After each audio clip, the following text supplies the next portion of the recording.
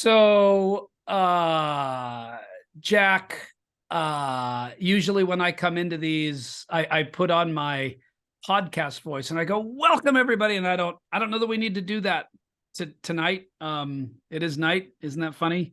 But we are recording and I wanted to say welcome to you. Welcome to our, I don't even know what to call it. Is it a show? Is it a thing? Welcome. Welcome to a conversation. How about that? Nice. For those that don't know, I think it's fair to make a quick little introduction. This is Steve Scanlon. I am the CEO of Rewire Inc. Rewire, we are effectively a coaching, training, and development company. And we do a lot of things out in the world. One of the things we do is this podcast. Jack, you and I have chosen tonight to make this a video cast. We're going to stay live on video, and tonight we have a very particular topic that I get to ask you about. But for people that don't know you, world, this is Jack Bevilacqua. I have your entire curriculum vitae here, but I think I won't read it. How's that sound? Nice. Can you summarize your whole life for us in 20 seconds or less, please? No. Okay. Perfect. Thank you. Well, Jack, we're together tonight to do a very particular thing, and I think as a way of setup, I think people should know this about you.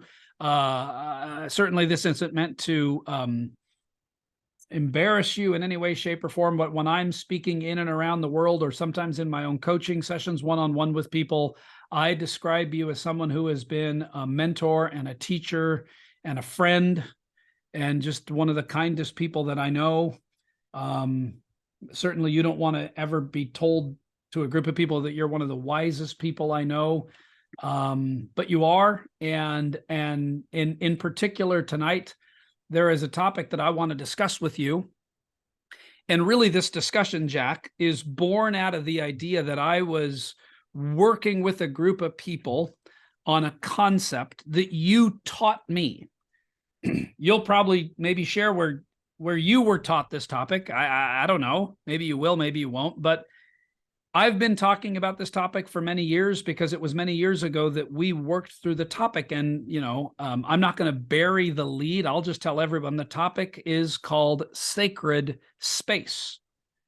And how can we as a group of people, as individuals, as leaders, as people in our own lives, how can we learn to practice this concept of sacred space? So we're going to have a dialogue. I'm going to ask you some questions about this. And largely what this came out of, Jack, was I was doing a workshop with people and I described this, I went over it, and people were really intrigued by this. It's kind of, it's not really taught in the way that we think about it, maybe. And as I was sharing it, there was one individual in particular that was really in just captured by this. And when we were done, he sent me an email and he said, "This is great. It was really he loved it." And then he said this, he said, "Do you all have any further resources in the way of books or trainings or online course? How can I learn even more about that?" And I had to basically say, not really. We didn't really have anything. Then I had this brainstorm. Well, why don't I get Jack on the call? Why don't I interview Jack, who to me, you introduced me to this idea, and I think it's something that you've been walking with for many, many years. And so that's what we're doing here tonight. Maybe we can create a resource for sacred space. People can go back, they can listen, they can, obviously, unfortunately, they don't get to interact with it necessarily because you and I are talking about it, but it might be okay for you and I to just talk through it. And what is it? Where is it applicable? So let's start with that. Like when I say to you, Jack, if I just walked up to you on the street and said, "Tell me about sacred space," what is that? What is that for you? Let's just start with a broader kind of, what are we even talking about here? Someone asked you that, what would you say? Well, walking up to me on the street, what is sacred space? I would naturally, because of what sacred space is, I would naturally respond by asking, well, Steve, tell me how you hear that phrase and what it is that that means to you, so I can understand what you're asking me. That's where I would start. All right. Well, I would answer let's ask Jack. And I don't mean to be evasive. Yeah.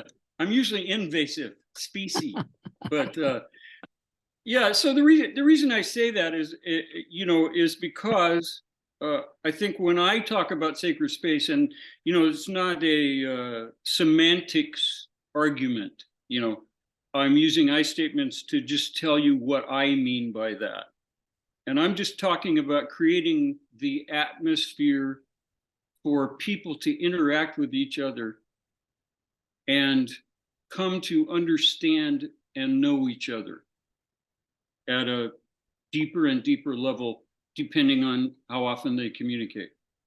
So sacred space to me talks about the kind of atmosphere that is conducive to people who are speaking, feeling safe enough to tell what they've experienced, what they think, and how they feel.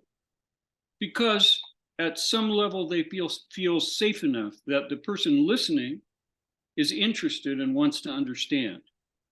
And that atmosphere of safety, I like to call it atmosphere. I can tell you what I've experienced. I can tell you how I feel or what I think, because probably over time, I've come to trust that you're interested and you would listen and try to understand. And I'd like to be seen. I'd like to be understood. So when I talk about sacred space, I'm talking about two people in a conversation, in a relationship. The other person, so the person speaking, if they feel safe, then they're going to be as vulnerable and open as they can. I think of it this way, that if you want me to understand you and you're the speaker, you're going to speak to me, then you have to be as vulnerable and open as you feel safe being. In other words, you have to help me understand. I don't know what you've experienced, how you feel, and what you think. So I'm the learner, you're the teacher. But the atmosphere determines how safe you feel and how deep we can go with each other. And we don't have to rush that process. On the other hand, then the other person in the conversation is the listener. They can switch roles, but I think sacred space means that you're not going to have two listeners or two speakers. One person will speak, another will listen. That's part of what sacred space is: role definition, job description. So the speaker has a job to help the listener understand by being as out front and open, as vulnerable as they feel safe being. You have to have boundaries. You don't tell everybody everything. The speaker, that's the speaker. The listener then has a job as well. And the listener's job is to try to make sure that the speaker feels that they've been heard and understood. And so to create sacred space, there has to be some skills in order to do that. As you see on television, on email and text, in our world, you see people not connecting because the space isn't sacred for them. It's combative.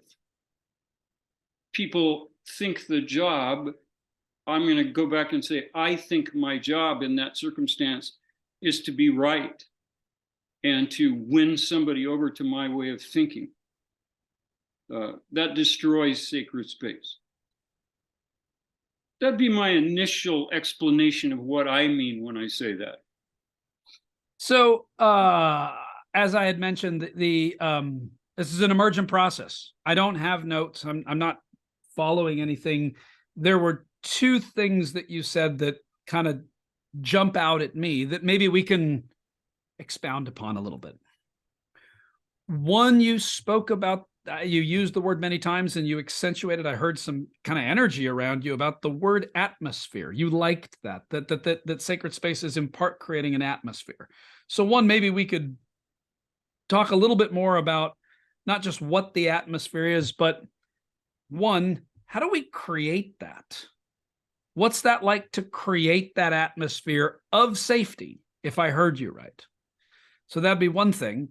And then the second thing would be one of the things that I appreciate about the way that you've talked to me about this over the years is there are some skills associated with it, so that it doesn't have to remain in this sort of ethereal, esoteric thing. No, we can go, there's some things that we can actually practice, right? We might not perfect and we might get it wrong from time to time, but we can practice doing it. So those are two things that jump out at me. One, how can we practice creating that atmosphere of safety? And two, are there other skills that we can look at that you could help us with? Like, here's some skills to actually practice this. So we can take those things. Could you write down those two things so you can remind us or something? Yeah. I don't have a pen either. Yeah, got it. If you got just it. remember. Well, that's why I didn't give you three things, because I can almost remember two. Three I would have had to write, but yeah, I forgot the milk. One, I got the chocolate though. One's the atmosphere. How do Yeah. we practice creating an atmosphere of safety?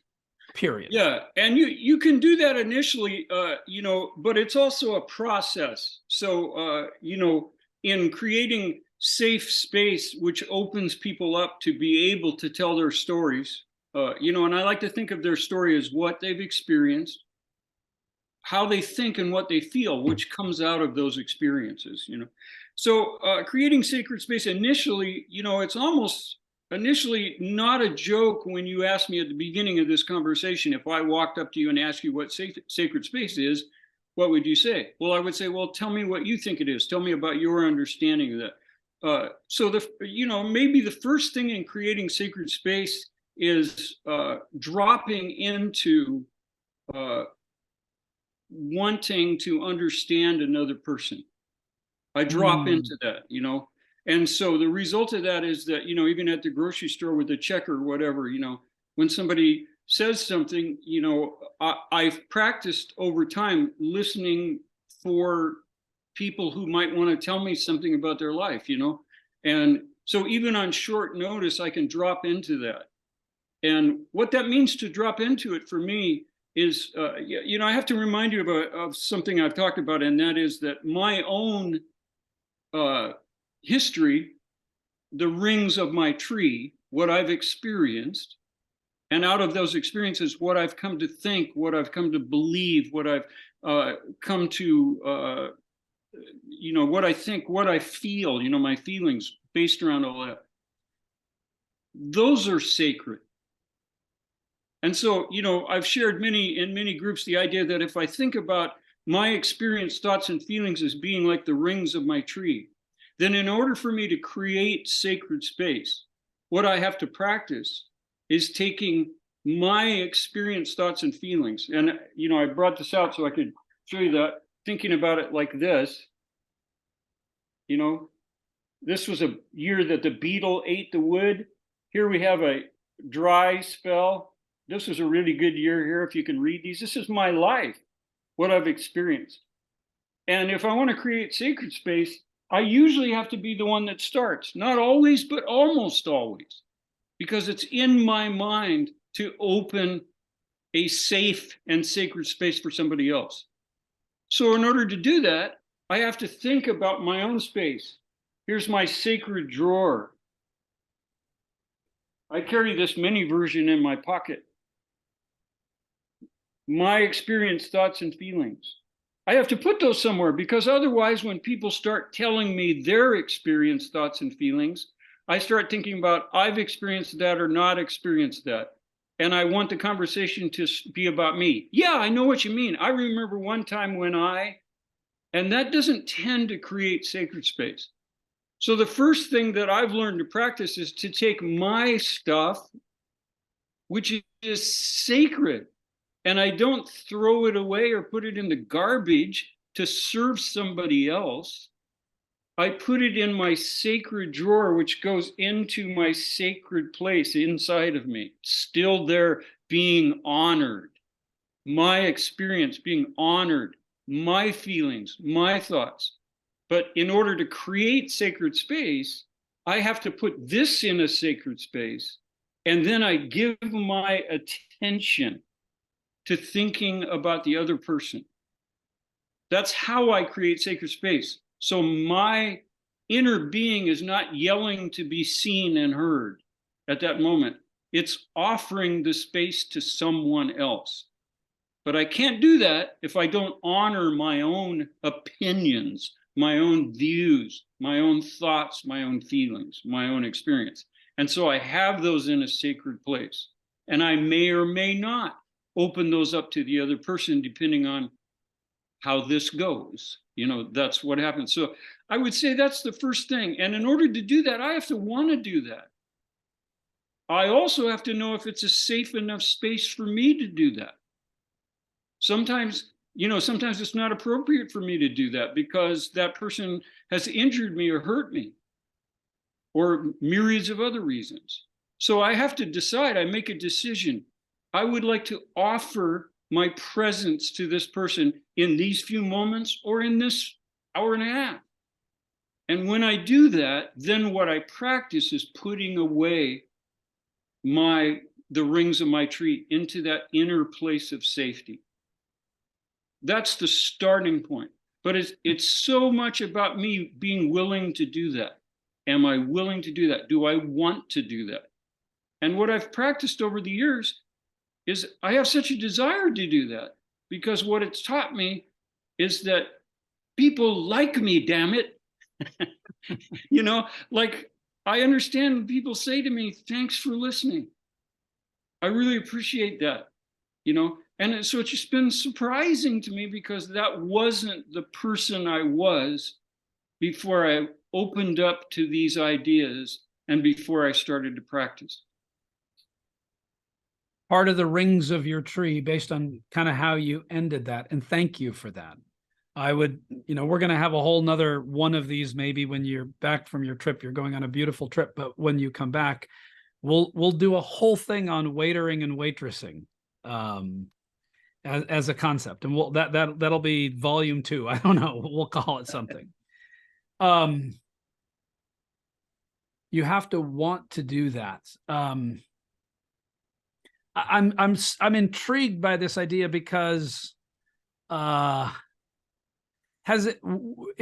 you've been practicing this, and you can fall into that and know you're in that situation in the grocery store or out, and do you find it sometimes based on your rings and what sometimes people are saying? Is it sometimes easier for you? Is it harder for you? Is it natural for you? Do you find yourself from time to time going, yeah, and I want to say this and get that out there? And what are some of the mechanics of that when you feel that? Because you've been practicing this for a lot of years, but I still wonder, that sort of seems kind of human. It certainly seems part of our world. And so I'm just kind of curious, do you still, even though you practice this well, how would you say, is it intuitive to you? Is it natural to you? Or do you have to remind yourself, oh yeah, I'm doing this now?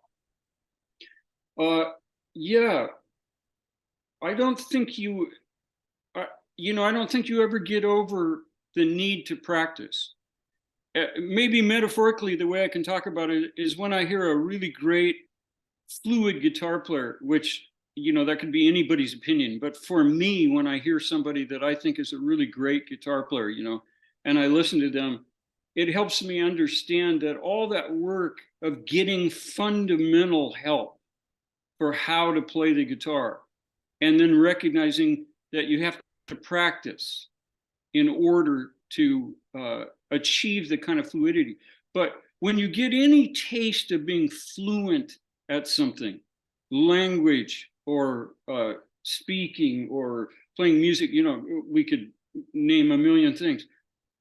When I experience as a human being some level of fluency, it's so attractive to me. It feels so good that it makes me want to do the hard work. It motivates me to work hard because the outcome is so beautiful. And the outcome I'm experiencing with Sacred Space is human relationship.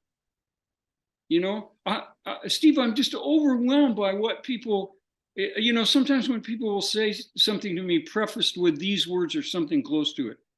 I've never told anybody this before, but, and, sacred space, it's sacred. I want to take my shoes off. I want to, it's just so sacred to connect with another human being and have them tell you something that matters. The other motivating thing for me is when people have, I've told you this story, but when one of my high school teachers, because I had dyslexia, I didn't turn in any written papers, and she had me read something, and then she sat and listened to me when I was 17 years old, and asked me what I thought. And then when she handed out graded papers later, I didn't turn in any papers. She gave me a paper with the questions she'd asked, and she had written down some of my responses and said, A, wonderful comprehension. And having somebody listen to me, she didn't tell me about her education and everything she knew and what she'd learned. She asked me what I thought. And I think even though, I'm in my 70s now, I was 17. And I think that might have even been the moment that was so, to experience that made me want to offer that to somebody else.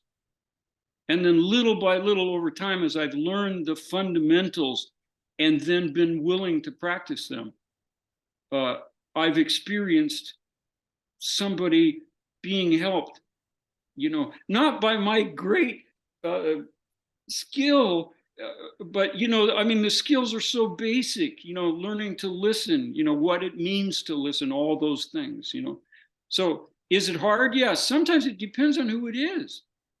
But these days, when it's political, we're so divided politically. I find that I have a real desire when somebody says blah, blah, blah, the opposite side of politics that I have in my rings, and they go blah, blah, blah, and I hear them saying things that I think are misguided and idiotic. I find I have such a desire to say, instead of, God, where do you get your information? Instead of saying that, I find myself wanting to say, wow, that's really a lot. Let me see if I understand what you're saying. And then ask how and what questions. Is it hard? It is hard, but it's not as hard as it used to be, because I was so intent on being heard. And part of it is age, just being old enough. I have a lot of scars, I didn't get out of this learning this without scars. There's a great new song by Iris DeMent, and she says, life is hard. Who isn't scarred? Say a good word. Say a good word. Yeah. It's kind of like that. Well, you had asked me to remember. I love when you say that to me, and supposed to Googling something or whatever. Let's remember. You had asked me to remember two things. In the context of what we're doing, I so want to dive into that and ask that. And we have a little bit of a limitation of time. And I don't even know if I just want to hear that, first of all. People that are listening to this, pause, replay that, because I'm going to move on and ask the next thing. And isn't that almost a Far Side cartoon, as if to say, okay, Jack, gotcha, next, right? I'm famous for telling pastors of churches that one sermon a month is more than enough. Let's try to dig in and see what we think about it. Yeah. Well, I I, I think that having people just maybe hear that and chew on it would be wonderful, which is kind of nice because we can have this format. Hey, rewind, listen again. I don't know. Great. That's why partly we're doing this. But I had asked you about, and I think you did address it pretty well, about how do we create this element of safety? And you spoke about the rings of the tree and what that meant. And when you do that and put it in your thing, that in and of itself is part of the fundamentals of creating safety. Yeah, and it's making me safe and preparing me to be safe. Wonderful. Well, going on, so this thank you. The second part of what I asked, because you did ask me to remember the two questions, was really I want to go back to some of the fundamentals. Fundamentals. This is something that you have spent years talking to me about. I can gladly tell you that I don't know that I have listened well enough yet. Maybe I don't have enough scars yet. I'm trying. But you'd said something to me one time about the fundamentals, and you are you and yourself, you're a great guitar player, and you wouldn't maybe say that, but it's something that you practice a lot and you talk about the fundamentals. I've called you on a Saturday morning. What are you doing? And you're practicing scales. How long have you been playing the guitar, Jack? Since junior high school. Yeah. And when was the last time you practiced scales? Just before this call.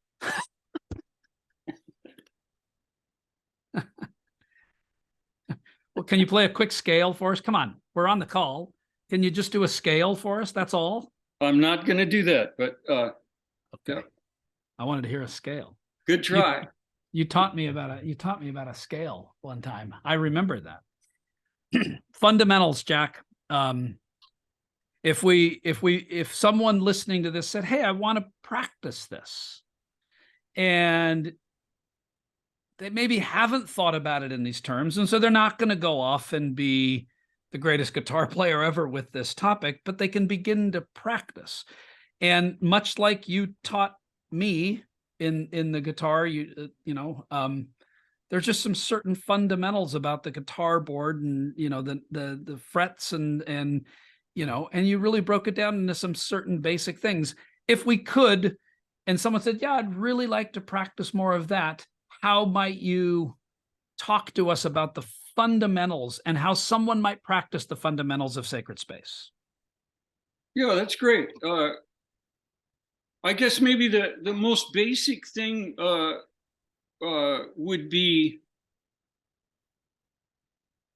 the willingness piece, So if you're with your brother-in-law or your workmate or your spouse or your friend, and you realize that they're telling you something, not just the weather, but they're telling you something, then maybe a real basic fundamental would be to try to teach yourself to become aware that somebody is speaking to you, that they're saying something. That might be a basic fundamental, I just being aware in the course of a day, I could go back over my day and just think, who did I see today? Who did I have contact with? What did they say? A great practice for me has been that when I go back over who I saw today and I think about what people have told me, I might have missed something. Like sometimes it comes in my mind, wow, I forgot that person told me they have a doctor's appointment. It could be anything, but maybe something like that. And one of my practices is, it's what I call never too late. I find it's quite a nourishing human experience when somebody says to me, "Remember when we were talking the other day and you said this," and they mentioned something I said. I'm not sure I understood what you meant by that. Can you tell me more about that? That's kind of miraculous. And I found that, sometimes, like the other day I called one of my daughters and I said, when we were together the other day, you mentioned this, and, it came back in my memory that you had said that. And I wanted to check in and see, like, what happened with that. How did that go? I think that's a really great practice. I would just call it awareness. And it's never too late, really, when it comes back into your mind. You can check in with yourself and say, would that be appropriate to make a phone call or re-up on that? I think that's a great practice. And you see what that is it's trying to teach me how to put myself aside, not throw myself aside, but put my stuff in a sacred place so that I can listen deeply to somebody else. And the piggyback of that practice is when I'm with somebody, it's very helpful for me to learn. It's not the only two questions, but it's so helpful for me to learn. If I ask somebody how or what, that tends to open a story. And when I think of my life, I realize like I didn't know that when I was younger, and I didn't do that. And so what it was like to be with me was I was a person who was really, really interested in telling you what I thought and experienced and what I think and how I feel. And now, some people that know me at this stage of my life, if I tell them that, they don't believe me. My daughters have experienced me as opinionated and constantly trying to control them. And now it's been so many years, they're both in their 50s. It's been so many years since I acted that way and didn't create sacred space for them that now I'm amazed at what they'll tell me because they no longer think I'm going to jump in with my opinions because I'm no longer doing that. When I ask, how did that feel? What was that like? And it's really hard for people to say yes or no. How did that feel? What was that like? Just to practice that, to have somebody be asked by you, meaning me, be asked by you how they feel and what they think and what they experienced. It seems to hear you talk like this, and I've had the good fortune and blessing to be with you for all these years. To hear you say that now, there's a part of me that just personally feels nourished by those words. And then there's also a part of me, just so you know, that because it seems sort of fundamental. Like you said, it's kind of basic. And I don't mean to be cynical here, Jack. I don't. But and I don't want to even go off on this tangent per se, but for something so basic, so human, that if you're listening to this, I can't imagine someone's going, no, I don't want anyone doing that to me. I think it's pretty human to want to feel heard and all of this stuff. It feels basic. I don't know if we need to create a cul-de-sac around if it's so basic and so human, it's so nourishing. How do you describe a world that in social media and all the new, like, why do you suppose we're not doing this more? Yeah, I think that's an important question. I think that might be a pretty, maybe I would answer it like this. I think as a society and as a culture, we've been trained to give answers. And so when people ask a question, they either expect an answer or they don't want you to answer, but you do anyway. And our culture is so like this with each other. So when somebody has really strong opinions about something, they expect me to either agree with them, yeah, man, or they expect an argument. I think it's an expectation that our culture is producing. And so my experience has been that when somebody says blah, blah, blah, blah, blah, and they're really, intent on some viewpoint, they expect me to agree or to argue. And so it's very different for them when I say, wow, That's really interesting. Can you give me some background on how you came to that that viewpoint? It's fascinating to hear you talk about that.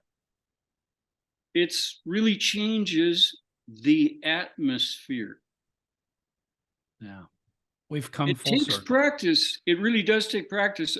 You know, when I first started learning some of these skills, I literally had a 3x5 card, you know, and sometimes, you know, I would be on the phone with somebody and they would tell me something and I would say, wow, that is so interesting. Could you say more about that? Uh, you know, because I didn't have it in me. I had to practice. Yeah. You know, and sometimes my wife would say, don't do that thing. You know, because she'd tell me something and she was used to me either arguing or going silent, you know, and I would go, well, if I heard you right, it sounds like, you know, and she would go, oh my God, have I heard you right? You know, you know, it took me a long time to find my own naturalness. Yeah. You know, I was awkward with it. Well, I'm a little embarrassed to tell you that and then we probably got to tie this up here pretty quickly, Jack, but Yeah. I'm embarrassed to tell you that years ago you had taught me the concept. You had told me I had called you one time to say that I was experiencing some challenge with my daughter, and you listened really, really well. And I call you sometimes, and you can attest to this. And I want answers from you, Jack. Tell me, you know, and I want that too. And you had taught me the concept. You said, I don't know how you said it. I make up a story about how you said it. Whether it's how you said it or not, I have no idea. My story about what you said to me was you said something like, Steve, are you familiar with the 7 greatest words of the English language? You might not even remember telling me that, the 7 greatest words of the English language. And I wrote them down. And the 7 greatest words are, and you've already said it tonight, by the way. I was thinking about what you said. And I wrote that down, and years and years and years, I had it on a Post-it note on my mirror in my bathroom. And I didn't write all the words at it. It was just IW T, whatever the acronym was. It's a terrible looking acronym. And it just sort of reminded me. And I have subsequently offered that to other people as something that I'm practicing, not to tell them to do, but I'm practicing. When I have done that, one of the things that I've noticed about that script, and I don't like scripts because it's not the naturalness that we're looking for, but the concept was really good. But for me, as a script, there was a sort of built-in authenticity to it. I can't just say those words without actually thinking about something that you say. Nice. And so it wasn't a script, and that really helped me. And so, you know, you and I are talking about, maybe it's a friend, maybe it's your spouse, maybe it's a brother or sister. In my world, maybe it's a colleague. Maybe it's your boss. Maybe it's someone who works with you or for you. We could practice this. I happen to think, and again, I certainly don't want to summarize this into some business theorem, but why wouldn't this work in business? We do spend more of our waking hours, many of us in a certain age, in business and at work and doing things. And so I have found this to have tremendous applications in our work and in other places. So thank you for teaching me. I was thinking about what you said. Nice. Yeah. Nice. All right. That's enough, don't you think? Yeah. Well, it's more than enough. Yeah. Is there anything about either the fundamentals or the topic itself that's coming to you right now that we get off and you reach out to me and go, oh, Steve, I was maybe hoping you'd ask me that or bring that up. Is there anything else about it that's in you that you'd go, yeah, either the fundamentals or safety or the concept itself? Well, maybe briefly, something that helps me, that I would consider to be a real basic, a real fundamental, and yet it's just something I have to be conscious of to practice. And that's the acrostic for the word wait. W-A-I-T. And a Catholic nun that I meet with originally told me this. She said, when you're with somebody, look across and look at that word that's hovering over their head. And she was quite humorous, you know. So of course she forced me to say word hovering over their head. And she said, yeah, can you see it? It says wait. And it stands for, why am I talking? That's been really helpful to me. You know, there's a little voice inside of me that wants to tell you everything I know about everything. And it feels really good at this stage in my life to be able to not tell everybody everything I think about everything. Yeah. It's really wonderful to want to know what someone else thinks. And that's taking practice. Jack, thank you. Thank you for your time. Thank you for this. When I re-listen to this, I have this inkling that I'm going to come back and do the, well, what about this and what about that? And I'll probably call you on a Wednesday and ask you that. Perfect. Okay. I know you're going on a long trip. I wish you well. I hope you have safety. You're in our thoughts and prayers. Thank you for doing this and taking the time. Grateful for you. Be safe, and we'll talk to you when you get back. Thank you. Thanks for all the kindness you've showed me over the years. Thank you, Jack.